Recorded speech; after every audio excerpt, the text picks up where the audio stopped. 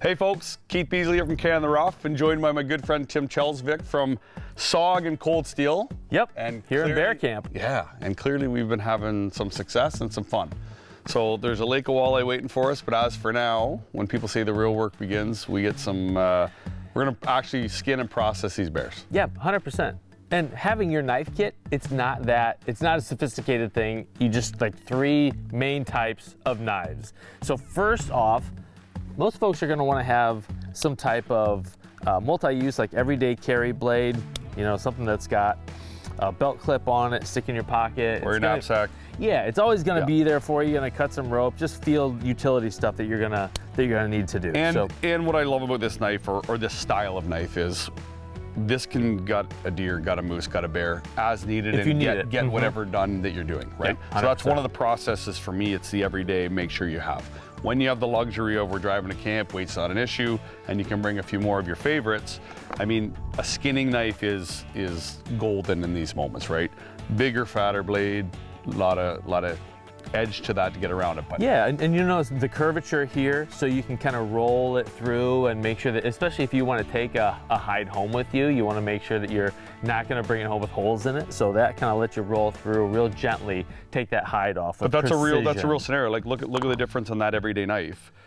If I'm trying to take that hide off, I'm probably at some point going to get too deep where that big rolling blade can just process and pull back and take that. Because these are hides that we want, and they're beautiful spring bears. Yep. Okay. And so that one's a great one, like a multi-role player. It's in a pinch, it'll do pretty much 100%. anything. And if you have to cape or dehide right.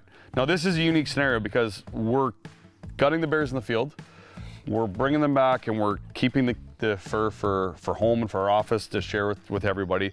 But then we're going to take them to the butcher table and we're going to debone. Yeah, and the other side is taking the meat home, because that's a prize also. So a boning knife is a great tool to have.